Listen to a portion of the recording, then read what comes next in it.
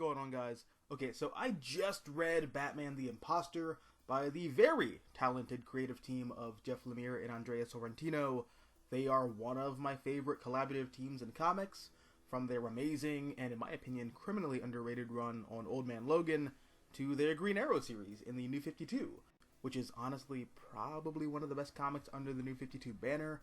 But I say that to illustrate how much I love their work. But to also make the point that when I read Batman the Imposter, I felt nothing.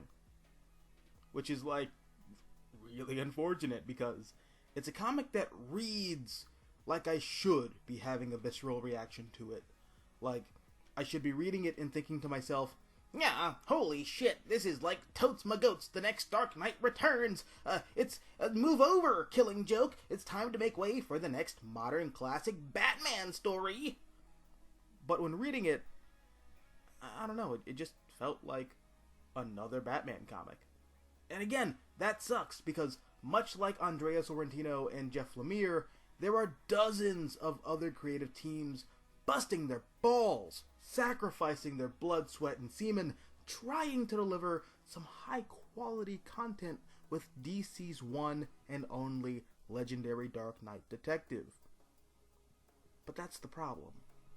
There are dozens of other creative teams working on Batman or Batman-related content within the publishing line. Look at it like this. As of right now, DC Comics is actively publishing 51 titles, regardless of the fact that that's just too many fucking books in the first place.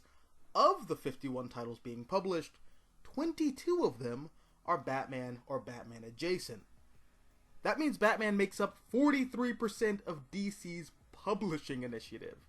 Look, I love Batman. He's my second favorite DC Comics hero. He's my third favorite superhero between Marvel, DC, and every other publisher that prints superhero comics.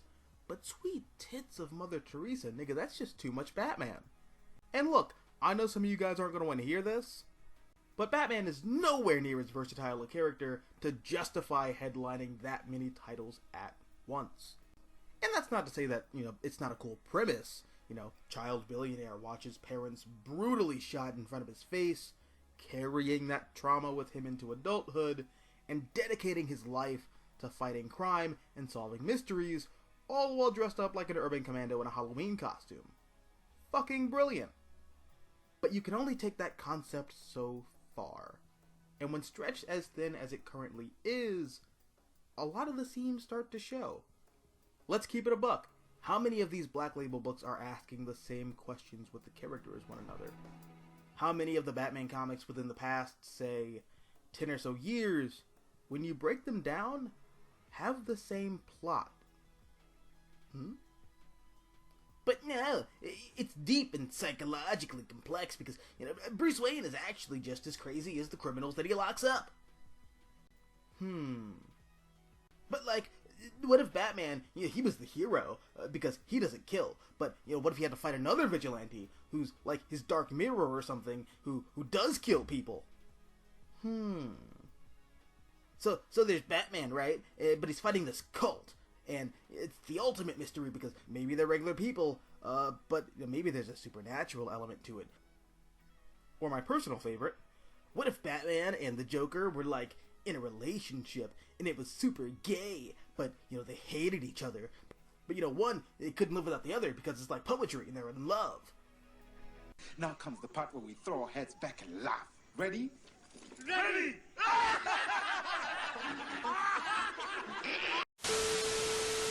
And here's the really frustrating part. The DC Universe has a vast assortment of underutilized, highly versatile characters brimming with untapped potential.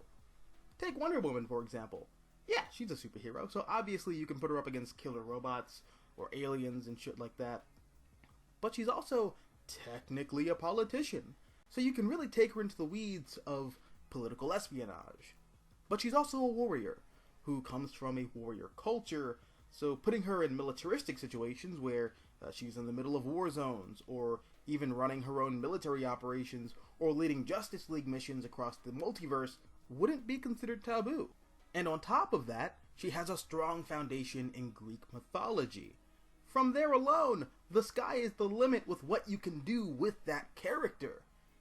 And for the life of me, I do not understand why she is always relegated to the background when there's so much you can do with her. It's so frustrating. And don't even get me started on Superman. Again, he's a superhero, so putting him up against killer robots and alien invaders is cool and all. But he's also an alien himself. You can do so much with his status as a staple of modern science fiction, especially in the age of the resurgence of cosmic horror with films like Annihilation and The Void, and shows like Lovecraft Country.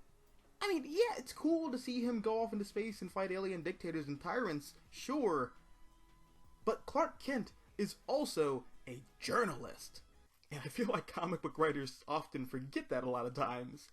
The character lends himself perfectly to crime drama and mystery, but this also opens him up to political espionage and corporate espionage, and you can also throw him into war zones as a war correspondent, because at the end of the day, Superman isn't one of DC's most versatile characters. He is. You can literally put him in almost any genre or tell any kind of story with him, and it works. He is the one universal tool in DC's proverbial toolbox, but rather than actually use him to his full potential, they would rather A, keep him crystallized in 1978 where he can only be depicted as a pale reflection of the late great Christopher Reeve, or B, ignore him in favor of churning out more repetitive Batman stories. And that's just the other 2/3 of DC's supposed trinity. There's also other really weird and interesting characters like Dr. Fate, Red Tornado, Firestorm, Captain Atom. Dude, Captain Atom is a criminally underrated character. He's an officer of the United States Air Force, so you can really play around with the ideas of being a superhero as well as an active duty soldier, but he's also the core inspiration for Dr. Manhattan. So you can really explore his psychology as a man who was once just a regular guy, but was transformed into a being of pure energy, and how his perception of the world around him is just fundamentally different now. He's also a man out of time, because the experiment that gave him his powers jettisoned him into the future because of the sheer amount of energy his body absorbed. So you can also do a lot of mind-bendy, metaphysical science fiction stuff where he uses his immense power to travel through time and space, or even question whether or not he should. You can also question where his loyalties lie, to the American government as a soldier, or to the world as a superhero. Or is he even loyal to anything anymore?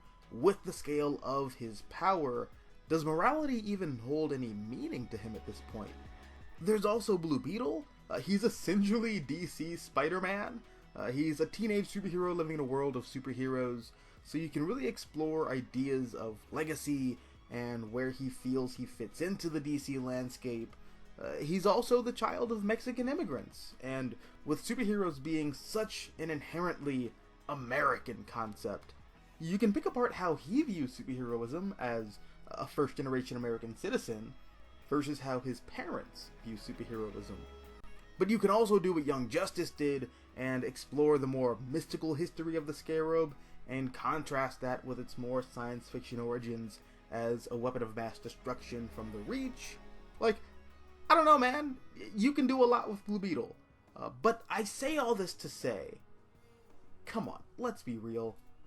The urban vigilantes concept, while cool, is also very limiting. There's crime dramas, psychological drama, criminal horror, psychological horror, criminal conspiracy, but you have to be careful not to raise the stakes too high, because then you run the risk of everything just being stupid. Because Batman is still just a street level character. Much like Spider-Man, I don't want to read a Batman comic and think to myself, wow, you can really tell this kind of story with Superman or Iron Man. At that point, why the fuck didn't you just write a story about Superman or Iron Man? And again, I don't want anybody to leave this video thinking that I don't like Batman, or I just want Batman to be done one particular way. I love Batman, and I love seeing different kinds of Batman stories. But at this point, I think DC has told every kind of Batman story that could ever potentially be told. And before you type in the comments how I'm wrong, or how I'm just a Batman hater, I dare you to look your dog in the eyes, or if you don't have a dog, your cat in the eyes, or if you don't have a cat. I dare you to look at your mom in the eyes, if you don't have a mom. I dare you to look at your grandma in the eyes and tell her that DC hasn't hoarded this character out to the point where his pussy is looser than Tim Burton's interpretation of him. Anyways, let me know down below in the comment section how you feel. Do you agree with me? Do you disagree with me? Do you think I'm full of shit? Or do you think I'm dead on the shit? I don't know where I was going with that one, but yeah, let me know down below in the comment section. Also, if you like this video, hit the like button, share, support the channel, and if you want to see more content like this, all you have to do is subscribe. I'm the Mystical Green Beanie. Thank you for watching, and as always, until next time, adios nachos, adios.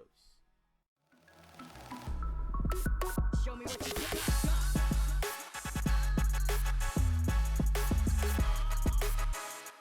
This is over.